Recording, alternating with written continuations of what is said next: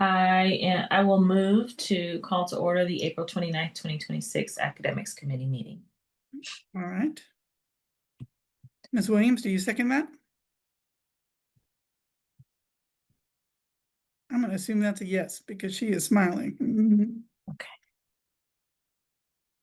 All right, and then Second, I'm sorry, I wasn't off mute. all right, very good. And would one of you please Yeah. approve the agenda?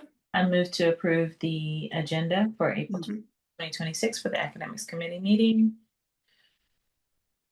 And do you second that, Ms. Williams? Second, Okay. And then would one of you approve the minutes from the previous meeting?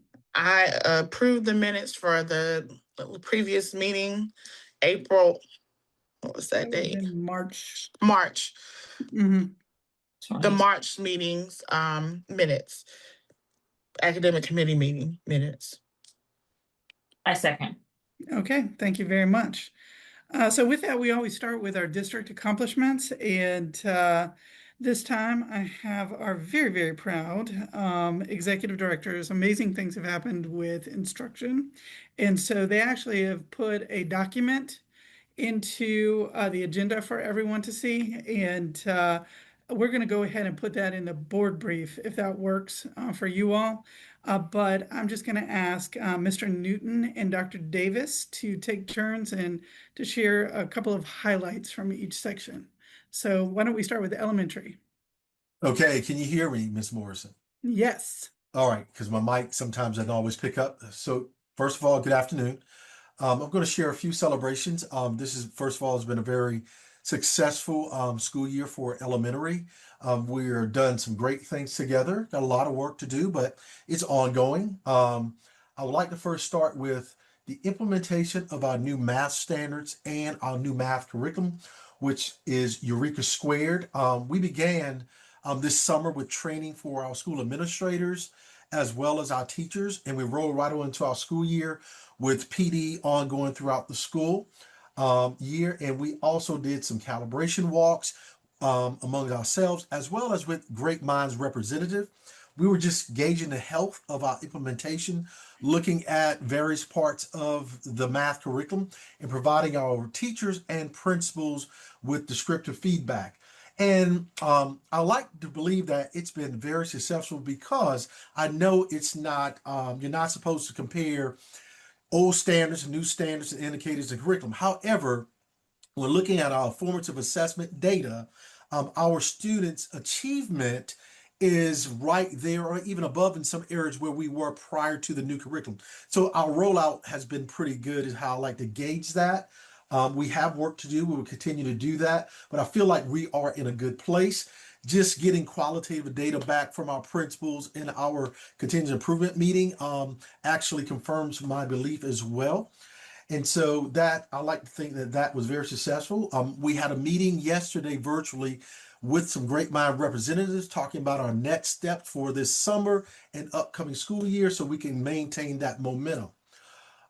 Shifting to ELA this year, we were able to strengthen our tier one intervention for ELA.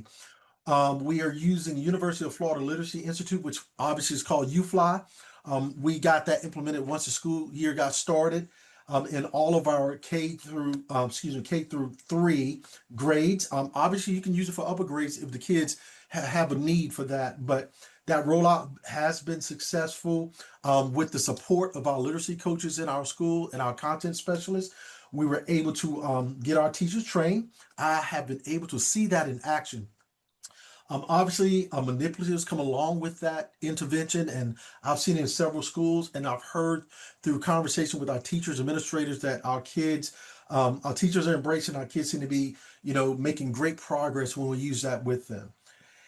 And last but certainly not least, with our Center for Child Development program, this year, we actually, obviously, we have to give MyAgdigs, but we also started using individual portfolios, student portfolios for our students Our teachers are documenting their growth in literacy and math and their social emotional development. And that information obviously we pass along to our kindergarten teachers so that our teachers will know who these students are. But those are just a few celebrations. Our other content areas, we've had a lot of celebrations as well, but we're very proud of those areas. And so, Dr. Davis, I know I've taken a lot of time, but I'll turn it over to you, sir. Yeah. Good afternoon, everybody. So I just want to share a few highlights from the secondary world. Along with elementary school, as you are aware, we implemented new math curricula this year, as well as new math standards for the secondary schools. And I'm proud to say that I feel like that we are in a good place in terms of the implementation. We did a couple of things that were kind of unique for Richland 2 is that all of all with the exception of about 3 of our schools participated in a national math AI pilot program to support the implementation of the math curricula. And as such, with that national math AI program, it gave us some strategies, the tools on how to not take away from the curriculum, but to minimize it so we can teach those things that were absolutely necessary for teachers to students to be able to master the standards. And I'm proud to say that us, alongside with that National Math Partnership, we did a couple of walkthroughs to calibrate to see where our schools were. And just what I was most proud of is that all of the classrooms that we visited, they were implementing the curriculum with integrity. We got some work to do, but it worked out pretty well.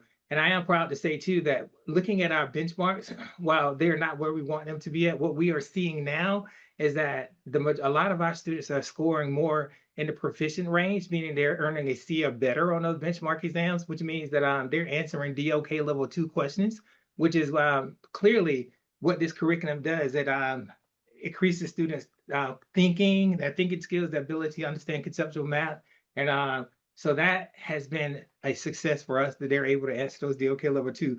While we are still working on increasing the number of questions that they answer correctly, this is what we're proud of. In addition to that, I do want to say this too, that the schools that were kind of skeptical about joining the pilot, they will be joining next year. So we'll have all of our schools participating in the pilot. I'm happy about that. In the math pilot, year 2 of implementation. Secondly, I want to talk about the ELA. In ELA, we did a couple of unique things this year. In high school, we piloted English 1 benchmarks for students that were taking English 1. We started at second semester, and glad to say that we had all of our high schools come on board with that, and we are starting to see some success in there. In terms of students that needed interventions, we implemented Read 180 in 2 of our high schools. That was in 2 of our high schools, Westwood High and Richland Northeast High. And when we look at the growth that students made across the year in terms of the blended approach we took towards implementing that alongside English 2, English 1, our students are trending in the right direction. So when we place them in English 2, we're hoping to see great results as it relates to them scoring proficient and above on there. So that was one pilot. Year 2 implementation of English seems to be our strong suit because we're seeing gains across the board in terms of what's happening in English 2 across the board. Middle school science, we had a laser light focus in terms of really sharing what the vision would be for middle school science across the board in our schools. Holly did some really creative work in terms of getting teachers to shift towards using the next generation science standards, as well as the adopted curricula that we have in place, and really looking at what's happening. So of all of the content areas that was assessed on this latest benchmark, science seems to be the one that is doing really, really well. And we're really proud of the work that Holly has done as it relates to middle school science, because we had the greatest gains there. And those are just some of our success stories. And we have completed gathering resources that we wanted to use to build the family-friendly website. It looks like we're on target in terms of making that happen for next year. So those are just a few of our highlights that we have, but plenty of celebrations here. All right, I'll turn it over to Honorable Ms. Porter or Ms. Williams, if you have any thoughts or questions you wanted to share. Yes. So let's see, hold on. I don't want to forget that. Counselors. Okay. For elementary, I was curious to hear, and thank you for sharing all of the celebrations. But I was curious to hear about the Great Minds feedback with the Eureka 2 curriculum. Did their feedback seem like, you didn't mention it, but I wanted to know what it was like. So was it positive? How do they feel we're doing? Overall, it was positive. They give you feedback in the areas, obviously, such as student discourse, student engagement. So they're looking at different aspects, and but overall, it was very positive. Okay. One area, for example, that we are going to work on, we kind of knew this, but they confirmed it. Mhm. Eureka Square spirals. And so Mhm. sometimes our teachers get caught up in, oh my goodness, we got to master it right now with this lesson. So they spend a great deal of time on that one lesson or the one area. And so we're going to work on getting them to understand that, this is somewhat of a prerequisite. Just continue to teach, and this lesson is it's going to come back. But that's one thing we need to work on, the pacing of the lesson itself. Okay. And then I had another question. It was the UFLI intervention. Is that something that we're doing as on state level, or is this a Richland 2 thing? It's a Richland 2 thing. We Okay. had some schools already using it. I think it was about 2 or 3 schools. And then we started doing some research and found out that it was really effective. Mm-hmm. And so we wrote a proposal to our district for some funds to pay for that, and we were able to get it. Perfect. And then my last question for Mr. Davis, it was how is the website coming along for the counselors? I know you mentioned the family friendly, but I think that's something different. Yes, ma'am. So we do have. So here's the challenge. We did have that already posted with the handbooks that you all the handbooks the parents to see. It's posted internally. So what I need to do, well, we met with communications. We have to bring that out where parents can see it because Mhm. it's in a place right now. I had a difficult time finding it. So Okay. so our next step is when I meet with them next week is that we're gonna have to put that on in a website that's accessible to parents. So the resources are there. We got to pull them out. It's already designed. It's developed. It's up and running. But when I went to look for it, I couldn't find it. So our next meeting is to meet with them and get it out there for parents to be able to see. But those placement guides are there. The handbooks are the course catalogs are there. They're all finished. We just got to Yeah. put them out for the public to see. Yes, ma'am. Sounds good. Thank you. And I do have just one comment. I want to commend the academics department on such an amazing job for the prep that you all sent out for that 5 week, I mean, not 5 week, but the 5 day um, getting ready for SC Ready. I think that was a great way to be able to connect family and home and some Yeah. inspiration. So it was, I mean, just personally, it allowed me to have conversation with my son over some misconceptions that he might have had, or Yeah. just even seeing that he might be able to get to the right answer, but rushing through it so we can have that conversation about when you take SC Ready, I need you to slow down, take your time. You're only competing against yourself, like, so it allowed us to have those conversations. And I think it also just hearing from other families, at first I was like, did you do it with your child? And they're like, oh no. And I'm like, go ahead and do it. So they spent their Sunday working on it as well. Mhm. In that process, I think the only feedback that I probably would have was the form wasn't able to where you can pause and then come back to it to fill out. So it was Okay. just more of a notebook piece that, and then we go back and fill out the form.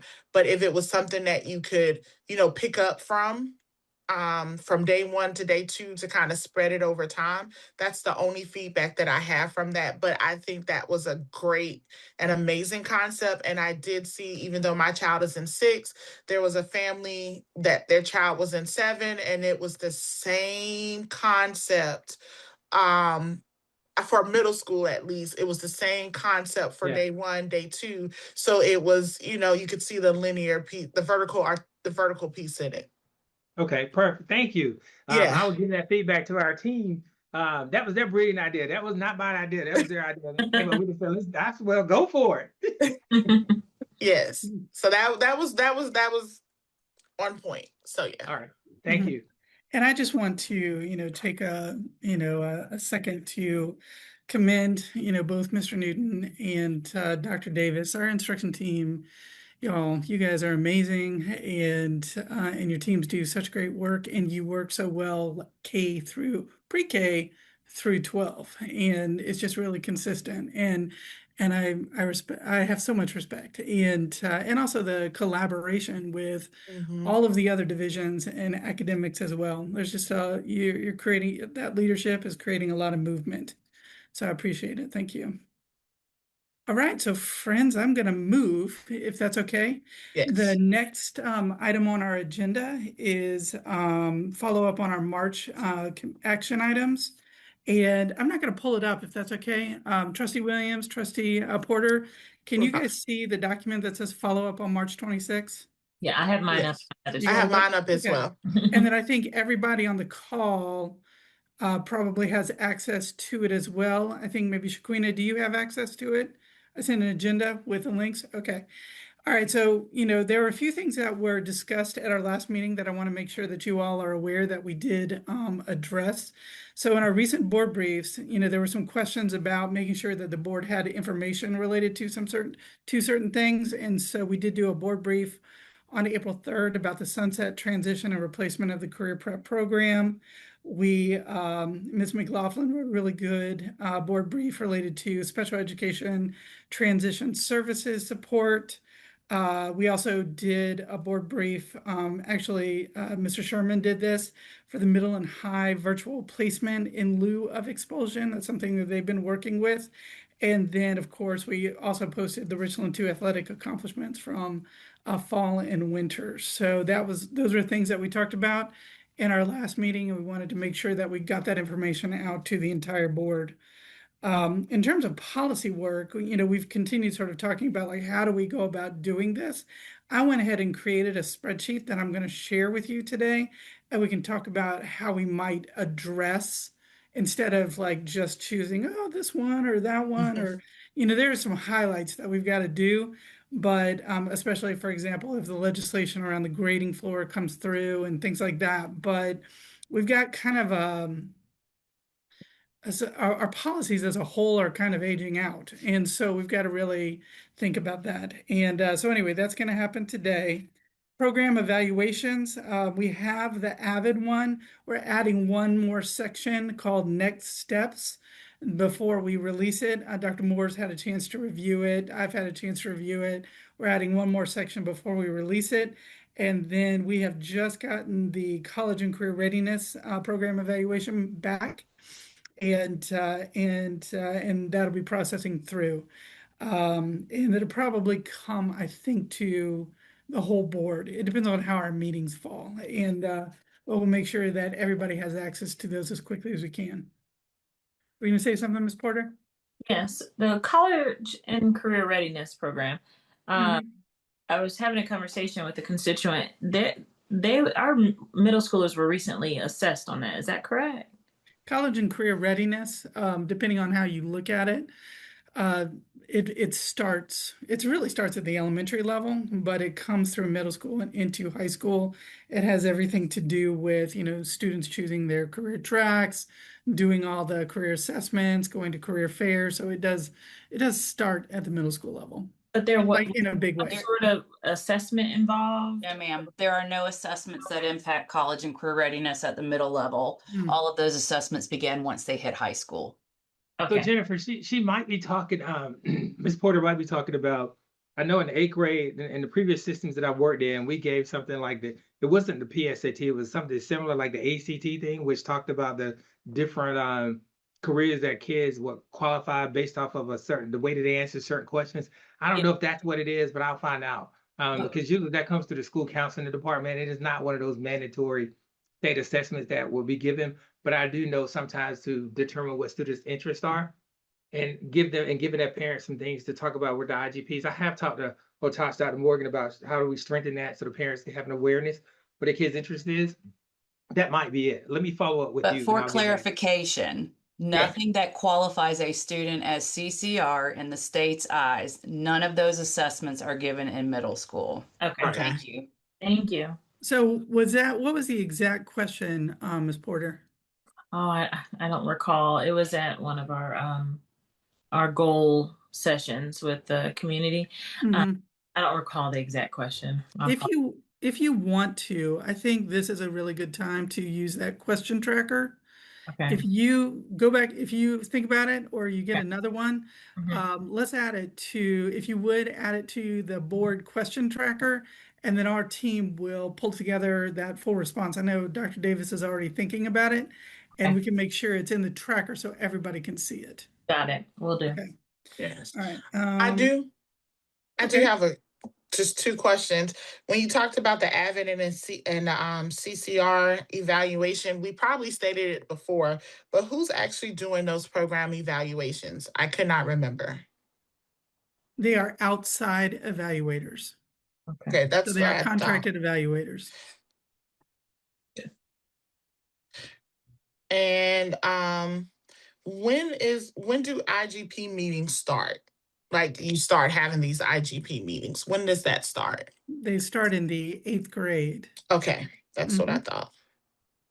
All right, thank you. Okay. And then to just continue, academics dashboard is a big move with this particular committee, and we'll have an update on that at our May meeting. And but Jennifer Coleman's team is they're doing a lot of thinking about what that could look like as we move forward, especially as we move into a new strategic plan. And but that is in process. And then I put the other updates because those are kind of ongoing things, but there's nothing really new there.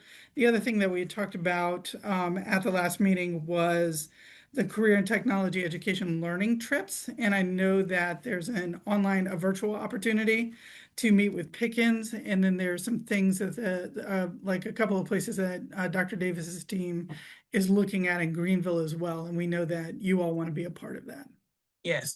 Um, with the update, I just want to make sure that we do a great job when we present before the board about our updates. But I know like when our last meeting that we not meeting, but our last strategic plan meeting when we had a parent to attend, and he was complimentary of what we do, but it's just like, how do we tell our story? And just like painting the picture for our parents, because our parents are not necessarily um, seeing all the amazing things that we are doing, but they hear more of the negative than the positive when it comes to our academics, that, you know, the job that we're doing. So I don't know if we can look at how we're crafting that message or presenting that to be able to tell that story. Um, so that our parents can know that there's a lot of great things going on in our district when it comes to us academically and not just in terms of things that are sports wise, if that Um, makes sense. So how about you and I have some more conversation about that? Because we are very data oriented, and I know we've been talking about the academics dashboard and the strategic plan and numbers and all of those kinds of things. But Dr. Coleman and I have had a number of conversations about what that looks like, because numbers by themselves can be misinterpreted, can be interpreted in a variety of Intimidating. different Yeah. ways.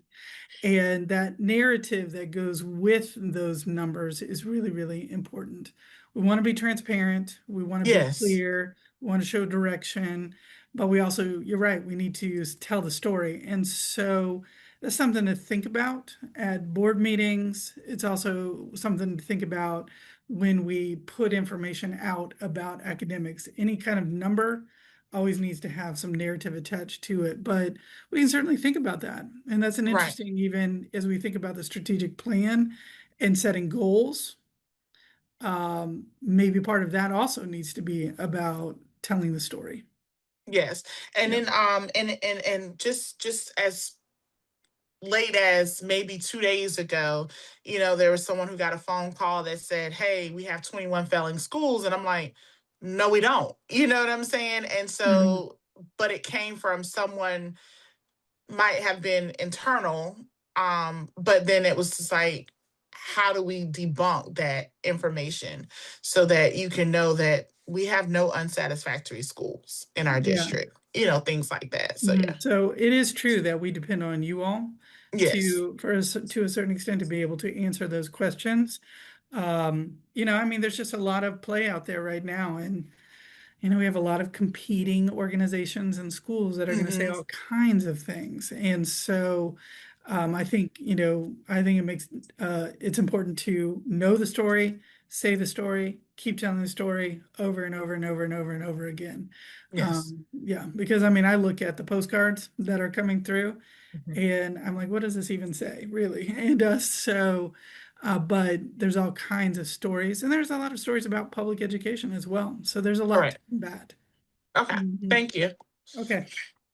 All right. And so before we get to talking about our school designations and the work that is happening there, one of the things that I know that this committee is about is really looking at our policies. And I thought what I could get is just a couple of suggestions from you all from Trustee Williams and Trustee Porter related to kind of how we might address some things rather than just going one off with this policy or that policy. But I'm going to go ahead and pull it up. I think everybody can probably access it through the document that was attached called Policy Overview. I have it. And let me see if I can share. Um,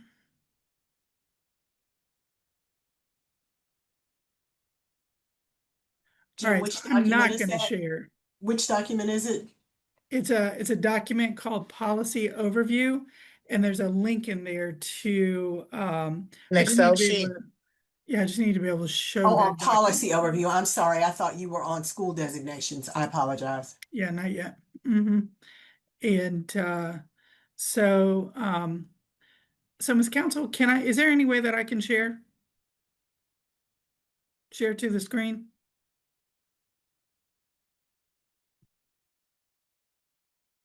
Okay, so Ms. Council, can you click here in the text there? Can you click that? And then show the spreadsheet that comes up?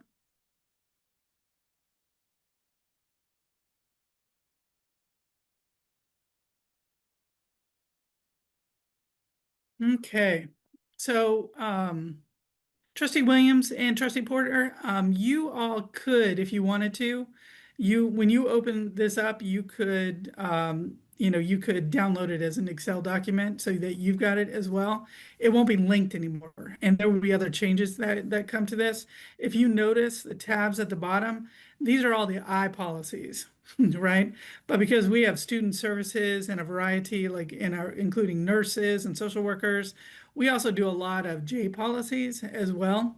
So, both of those are going to be important to consider. But I think a noticing that I had as I created this spreadsheet was simply that we have a number of policies that are not a huge number, but that are 2018. I think there's even a 2017 in here. Mhm. And then there's a whole bunch that are 2019. So those are noticings that I have. Um, do either of you have thoughts about how we might want to address? We could do chunks, or there could be a variety of things that we do. Many of these policies don't need a lot of huge changes, but we may need to show that we've taken a look at them. Go ahead, Ms. Porter. So I was talking to Trustee Washington, and she mentioned that there is a way that we can update policies and document that they've been reviewed. Because of course, some of these policies may not have changes to them. Mm-hmm. But to make the adjustment, we would just need to review them and say that we've reviewed them, and then it would change the year. Um, and so I'm thinking maybe we can chunk them and they be assigned um, to myself and Trustee Williams to review, and then Mm-hmm. the ones if we have questions or even actually assign them to the board, you as an individual, please review these on your own time. If there are any of these that you would have questions about, let us know so that we can figure out which ones need to be brought like in our board meetings to review. Okay. Um, and then for those who have no changes, if we've all reviewed these 4 different policies and there are no changes in any of them, those could be brought to the board meeting together as a group. Okay. Okay. And I think these do chunk out pretty well. Okay. You'll notice that, the whole first round is really about our curriculum areas, Mhm. and then it chunks into sort of some graduation related ones and then, some alternative program type ones. And then we potentially could do that. And our team could probably take a look at those chunks, see if any changes need to be made, and then we just bring it forward. So I think chunking might be the way to go.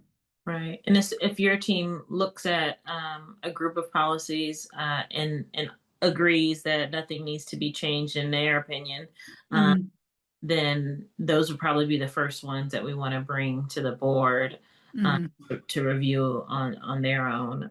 Workshops also would be great times for us to mhm. do these as well. Yeah, At the there are some critical ones that will be affected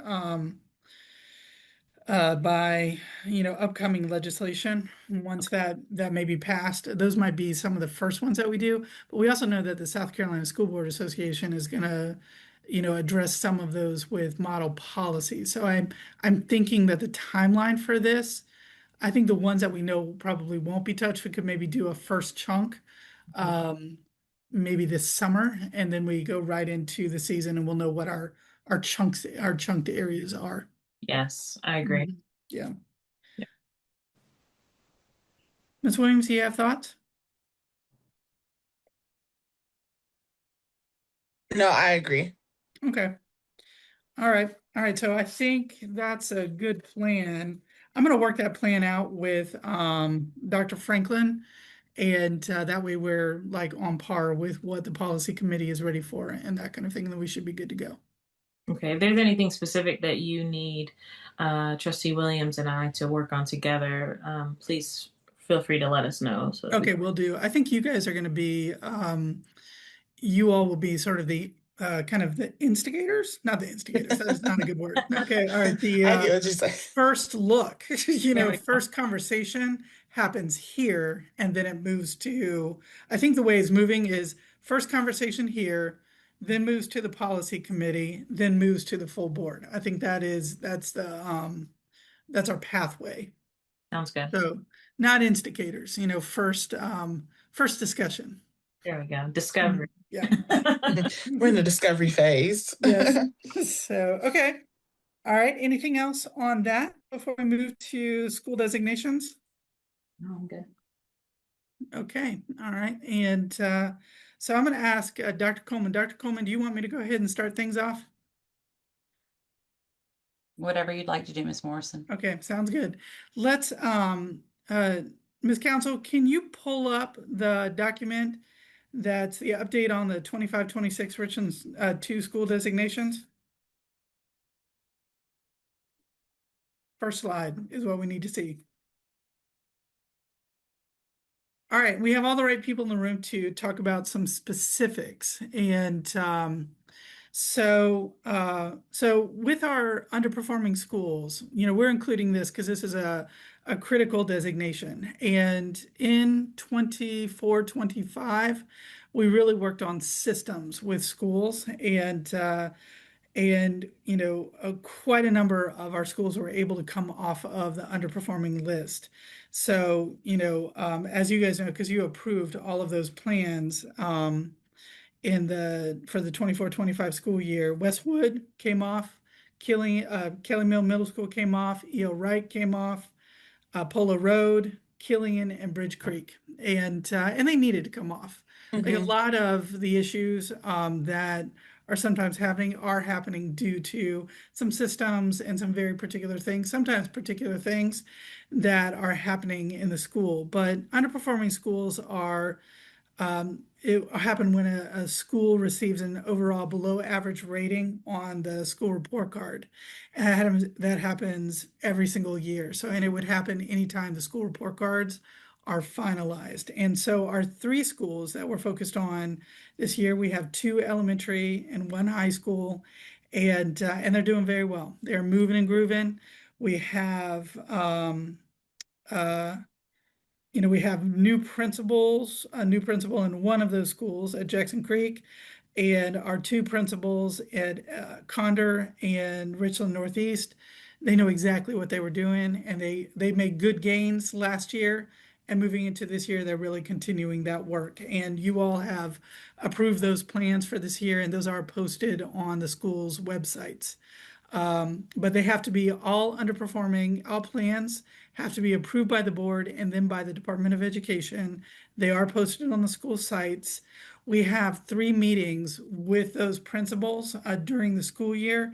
And we really focus in those continuous improvement meetings, not on any kind of gotcha, but we look at the data. They talk, and we're not necessarily, we are in charge of those meetings, but the principals are really sharing what's happening at the school. So there is a real focus on the data, and then we, as a district team, because we have multiple folks that are in the room, will have an MTSS representative, a special education representative, whoever is running the meeting. Dr. Moore comes to quite a number of those meetings. Our focus as district staff is, what do you need to get where you're gonna go, and how can we, as a district, help you with that? And then we have a clear understanding about. We try to get a clear understanding of what immediate actions are being taken by the school and by the school over time in the year. Dr. Coleman's office actually provides quarterly updates to the Department of Education. And then we also provide an update to the board through the consent agenda. And we have our second update that'll be coming up in May. Any thoughts or questions related to our underperforming schools? Oh, kudos. Great. Okay. Yeah, our schools work so hard. Our team works really hard. And but like, kudos to the schools, really. Like, our principals, I've been in districts where principals don't necessarily take this very seriously, and our principals are not that way at Yeah. all. I was They gonna. are committed to every single student in their buildings, to really helping teachers get where they need to go, and to reshape the systems, the leadership team, whatever it takes to make that happen. And I just have a great deal of admiration for our schools. And so we are feeling very positive about our three schools. But we sometimes have to see how things are going to play out, and we go from there. I will say that when I visited those schools, that the principals usually bring up that conversation first without even initiating it, and talking about their plan and the progress. So Mhm. I too am very proud of their positivity for sure. Mhm. Dr. Moore in the meetings, and I try to remember to do this too, is we really first start with celebrations, because people can't feel, beaten down. There's no point to do that. And really the biggest mover of teacher action is that collective teacher efficacy. And so you have to be able to focus on the things that are working.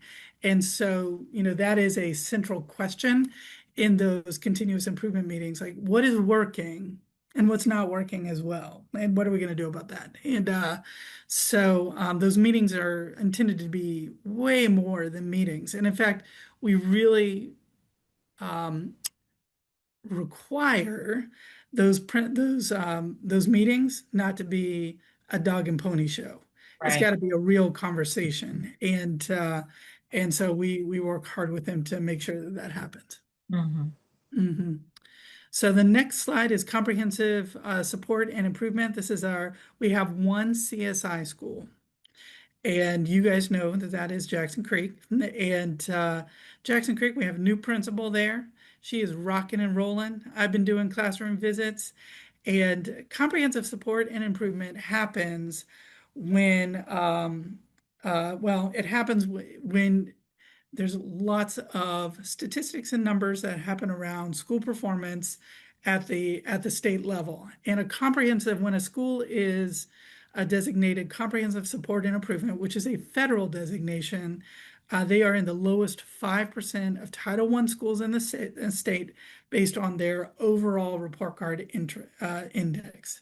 Now, to get to that and figure that out, no person on the street would be able to do that like on their own. It's really it's a lot of number crunching that happens because it's really compared to the entire state and then Title I schools within that state, within our state. And so it is a 3-year designation. So this is the first year of the designation for Jackson Creek. And the exit criteria is that they would not be in that lowest 5% of Title I schools.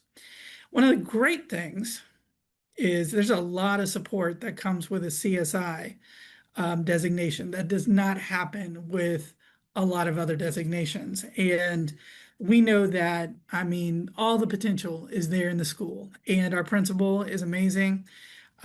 We have, I mean, immediately Dr. Coleman's team, Mr. Newton's team, all jumped in there to really, really help our principal. We were already doing that anyway, and but really kind of getting into specifically what is needed at the school and working hand in hand with the principal to make that happen.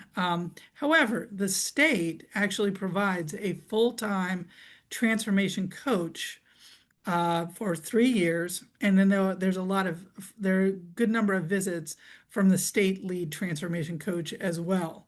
Now, what we didn't want to see happen was chaos and confusion, like the district saying one thing, the state saying another, but everything has come together well. And we've written the CSI plan for the school, which has been approved by the Department of Education, with also what the district is providing, because this is not a one school issue. We are part of it, and we want to make sure that we're working hand in hand. So their plan was submitted to the Department of Education in late March. It has been approved. The funds are about to be released, and there's some funding rules applied to that. But the elementary education team, I mean, you saw Mr. Newton right at the beginning of this meeting. They've really done an amazing job to start that school off very, very well. And they already had a lot of good things in place. And our principal, already had a lot of systems and plans in place for that. We're expecting really good things from Jackson Creek over the next couple of years. I mean, it is going to move, and it's already moving. All right, anything about CSI?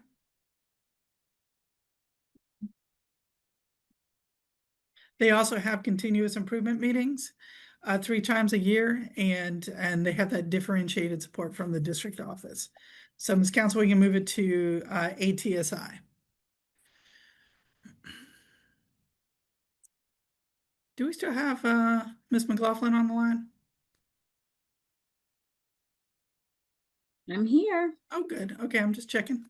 I can't see you. And okay.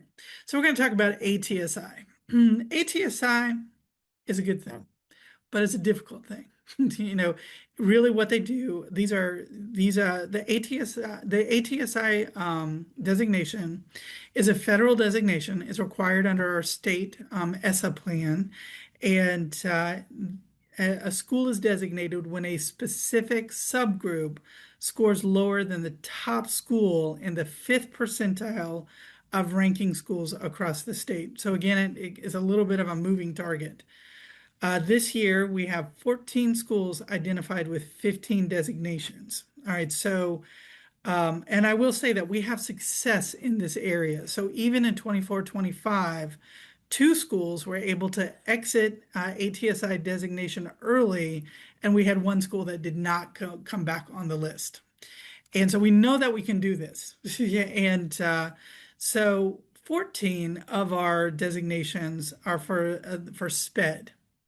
Now, and this was the same last year as the last cycle as well. It was all SPED designation due to SPED, but it's not a special education um, issue on its own. You know, there are lots of things that we need to, and it's really not just an individual school issue. When you have, 14 schools designated with ATSI for SPED, it's a system problem. It is not an individual school problem. So everything that Ms. McLaughlin is doing related to compliance with SPED, making sure all of those systems are in place, making sure that the monitoring is in place, that each of the students are getting what they need, focusing in around co-teaching, but also what happens in resource classrooms. All of that is part of a systemic work to address special education services in our district. And I think we're going to get there. I think Ms. McLaughlin actually has a lot of success with this in a previous district, and we know that we can get there.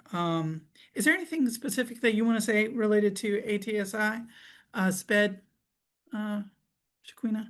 You did a great job, my Well, friend. that's a good thing. So, No, I think a lot of what you said, all of what you said is accurate. I think, we have to be very strategic when we try to get off the list. And so one of the first things that we are trying to tackle is just access, making sure that our SPED students have all the correct access. So we're looking at instructional materials. Do they have manipulatives in their classrooms? Do they have the things that they need? Do they have the technology that they need? So we're looking at those pieces. And then on a larger scale, we're looking at systems, like you said. So we're looking at our compliance system. Are we writing appropriate IEPs that align to standards so that we can support students? And so that will come with a lot of training and coaching for teachers. So we're looking at what supports do we need for students, right? But then what supports do we need for teachers?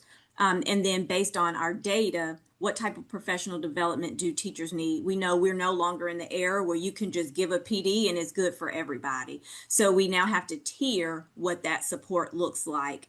And that was part of our compliance system, knowing how we tier the support for our teachers that will impact our student growth.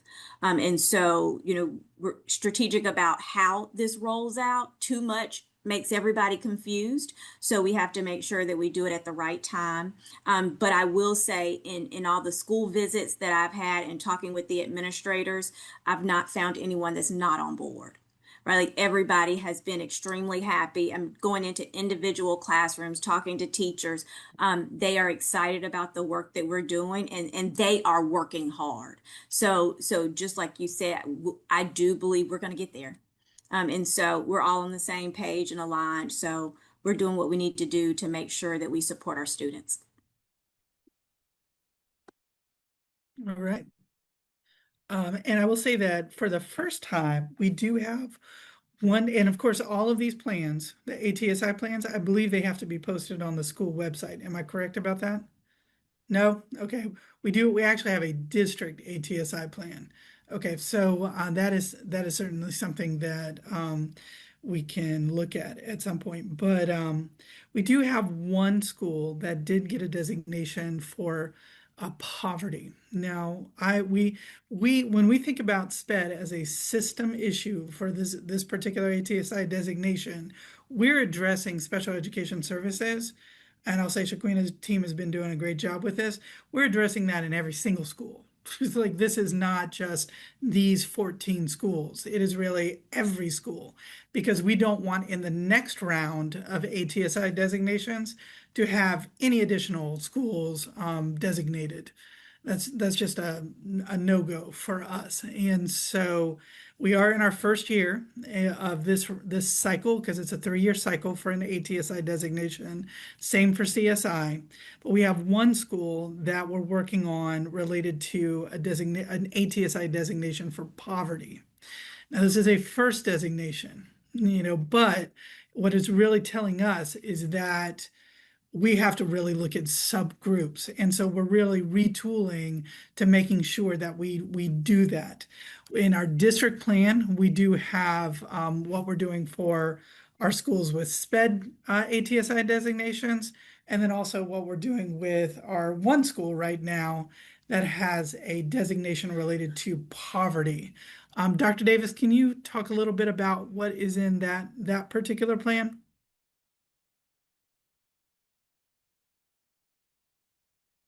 I know he is on. All right, that's okay. All right, so, I'm but here. Can you really, hear me? okay, yeah. Can you talk a little bit about the poverty Sure. Yes. ATSI plan? So one of the things we talked about, because exactly we wanted to address poverty, and a lot of times, when you're addressing poverty, you have to first understand it is because poverty in a rural area or suburban area or inner city may not be necessarily the same. So partnering with the Francis Marion Institute is one of the pieces that we're going to do as part of that partnership to really meet with our teachers and provide professional support to teachers in Dent Middle School in terms of how do we address it and address that and meet our students as well as our faculty where we are in terms of addressing that poverty issue in the school. Some of the other things that we put in that plan were small group tutoring, where we pull kids to provide in-time interventions for the students while they're in school, looking at the curricula. Writing was a problem across the board there. So how do we use the existing curricula that we have, Study Sync, which has writing all throughout it, to begin to prepare our students for to get them ready to help get off the list. And then we talked about high dosage tutoring. High dosage tutoring is a strategy that we've used where we partner students with three students with maybe our tutor who actually works with them on their deficit skills and the like in terms of getting that helping them with their math and other areas that students may be struggling, just to name a few. Then a lot of professional support for teachers. And one of the things that I know Dr. Davis and the whole team, because Mr. Newton, Dr. Suber, everyone they came together to really think about what does this ATSI plan related to students in poverty, what does that look like? Because we know if we have one school, then there are other schools who may need this kind of support as well. And so it's really written at the district. It's great that it's actually written at the district level because this is something that we're thinking about for our entire system as a whole, so that we don't end up with lots and lots of ATSI designations on individual schools related to students in poverty. And part of the district plan is I think that Dr. Coleman has done an amazing job really leading the organization and making sure that continuous improvement meetings happen, that the data trackers are up to date, that the State Department is getting what they need, that our schools are getting what they need. We've got a really good, strong plan. I will say kudos to Dr. Coleman and her team. And she's been having to do it on a shoestring, not shoestring money, but shoestring people, because the entire academics department participates and helps run those continuous improvement meetings. But organizing all of that, making all that happen, making sure the system pieces are there, that, that because we've got to report to how the money is spent, all these things. We're using part of the district ATSI funding to hire an ATSI specialist to specifically support what happens with ATSI. And we haven't had that this year, and it's been a real struggle. And so again, like kudos to Dr. Coleman and her team because she's handled that. It's been a lot, to really do. So we will be using part of those funds for an ATSI specialist to help coordinate everything that's happening with our ATSI schools. May I make a observation or a comment for our observation? One of the things that I've when you were talking about that, one of the things that I've personally observed is that there's a lot of, I know that we use technology, but there's more technology than direct instruction. And I don't know if you want to look at pieces where there might be classes that teachers don't lean heavily on technology as much to teach or to use with Study Sync and things like that to do direct instruction, and more so teachers directly interacting with students to teach the lesson, to reteach lessons, things of that nature, instead of relying on a program. When I say program, as in like a computer program, to be able to deliver the direct instruction. So I'm going to Um, answer a little bit with that. Were you going to finish? yeah, I was just gonna, yeah, I was, but just Mhm. kind of looking into that and maybe looking at certain teachers who do more direct instruction themselves with the students and how their students are faring academically compared to, if you're, since we want to be data driven, compared to those who might use the program to teach the Mhm. lesson per se. I'm going to say, I'm going to guess this. I'm going to say that, I don't think we need to do a study to make that happen. Like, because we know that teacher interaction with students is like high quality teacher interaction with students in every single tier one classroom to get kids thinking is the number one thing that's really going to move children. And it's not a secret, like, but what's Right, happened is we have this proliferation of all these technological programs and all kinds of things, and it does become a problem. And mhm, our instructional model doesn't say at this point in the classroom, put your kids on a program and do, like, just let them do it. Our instructional model is all about the teachers thinking about what is it supposed to look like? How do I do small groups? How do I do that interaction? And I think that it's really going to help Mr. Newton and Dr. Davis to get through our policy around supplementary materials to make sure there's not a lot of here's another program that we're going to put kids on. I don't think anybody on this call, and you're welcome to like chime in if you don't believe this, but I don't think anybody on this call believes that putting kids on a computer is the be all end all. We know that. right, right, Yeah, and that's not just an ATSI problem. That is a across the board problem. And we are working, we've got some thoughts about how we want to address that.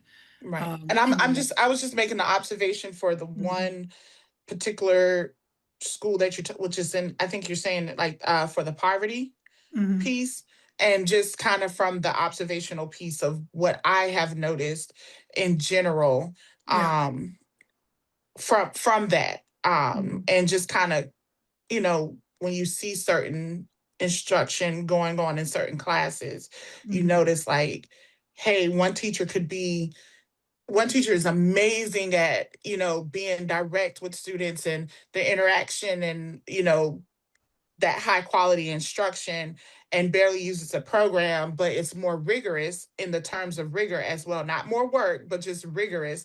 But teach school students are living up to those expectations because of the support that is given from the teacher. Then another class might not be as rigorous, but it's more work and on the computer, but students' performance might not be as well in that classroom. I agree. Um, And I'm just gonna ask Dr. Davis, because I think you and Dr. Davis and myself, but I think we're all thinking on the same page. yeah. But with the ATSI plan for Dent, Dr. Davis, I know you've thought about that. Like, what gets kids truly thinking and moving in a classroom? But do you have thoughts in response to Trustee Williams? I do, and we have some things that we're working on, as with Okay. the discourse that you want to see with the student, the collaboration, the student talk, the student engagement. Engagement is a large part of that. And so, when we do our system-wide walkthroughs and we're walking through the school, I've noticed some of those things as well, Trustee Williams. Along with that comes training. You sit in our data, and that's some of the things, inconsistencies in terms of implementation of curricula, is because those teachers are a little bit more comfortable with releasing students to struggle, um, to engage in productive struggle, as well as to engage with the curricula. Uh, sometimes they use those tools as places of control. How do we manage behaviors better in class? So a lot of that has to do with how do we support our teachers and provide that PD to give Mhm. them that Okay. support so that they'll be able to to be able to release students, to be able to trust students, to be able to engage in the work, and how Mhm, you set that up so that kids are successful in terms of that piece. And so mhm. we know that we have a lot of work to do at Dent Middle School with regards to that. And I think we do have the right things in place, helping Okay. teachers understand poverty, when it comes down, how do we work with our students in poverty? And then how do we support them in terms of academically in the classroom, while that teacher is engaging in releasing the student, providing direct instruction, but also giving them time to work on their own and to push each other's thinking in groups. And so Yeah. that's the work to be done there. So you're spot on. Yes, ma'am. Okay. And even with the model teacher classrooms within the school that you see, like these are model classrooms, and having the other teachers be able to, use that as examples. But yeah, Mhm. I appreciate it. Thank you. Yes, ma'am. And I'm positive you all have heard about this, but the Francis Marion Center for Teaching Students of Poverty is really amazing when it comes Mhm. to like the research that they've done about what I think really all kids really need, but they do focus on students coming from backgrounds of poverty. And but that'll be something that we can share with probably this group as we move forward. Some of that work that's going to be shared at Dent.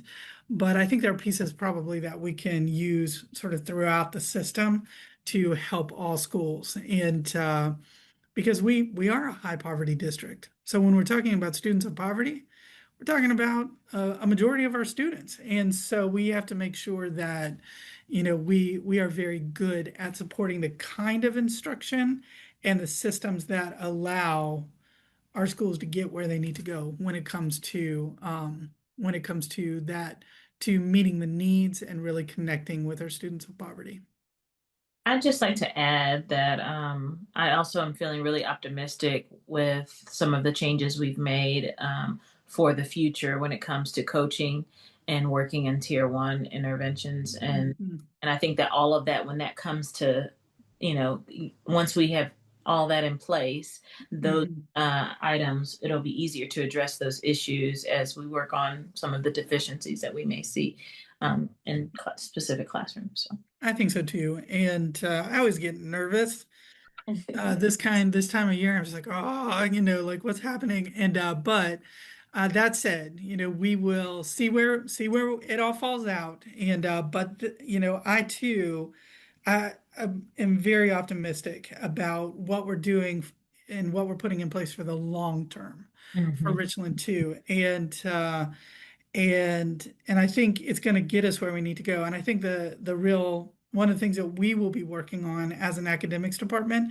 is making sure that all of our specialists are connected around this. So this means our special education specialists and our teacher specialists and our instructional coaches, and that everybody's on the same page about, what all this means, what it looks like, what a strong tier one instruction look like, how do we serve students from backgrounds of poverty, like all of those things, so that we then can help more and more and more and more teachers get their classrooms where they need to be.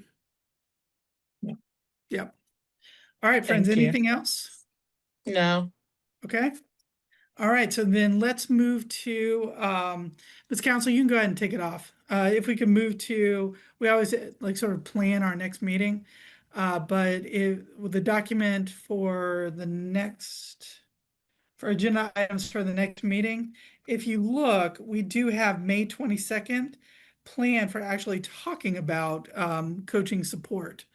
And so that would be coaching on our induction team, but also what Ms. McLaughlin has in place for SPED coaching moving forward, and then all of our regional instructional coaches. So I think that'll be a good discussion on May 22nd. Is there anything else you all think that we need to add to the agenda or change? Are we good to go with this one, Trustee Williams, Trustee Yes. Porter? I'm fine with it. Okay, that sounds good. And it does seem like for our next meeting, there's some things I might, if I can, I'm gonna look at my time, but we have graduations and all kinds of things happening, but I'll see what I can come back related to chunking of our policies and an update on where we might be with the academic dashboard. Yes, sounds Okay. good. Yeah. All right, so with that, will one of you please go ahead and adjourn our meeting? Yep. I move to adjourn the April 29th, 2026 academic committee meeting. All right, thank you. Yes. And Ms. Williams, do you second that? Second. With that, friends, we are done for today. Thank you very much. Thank you. Appreciate Okay. it. Have a great Bye. day. Bye-bye.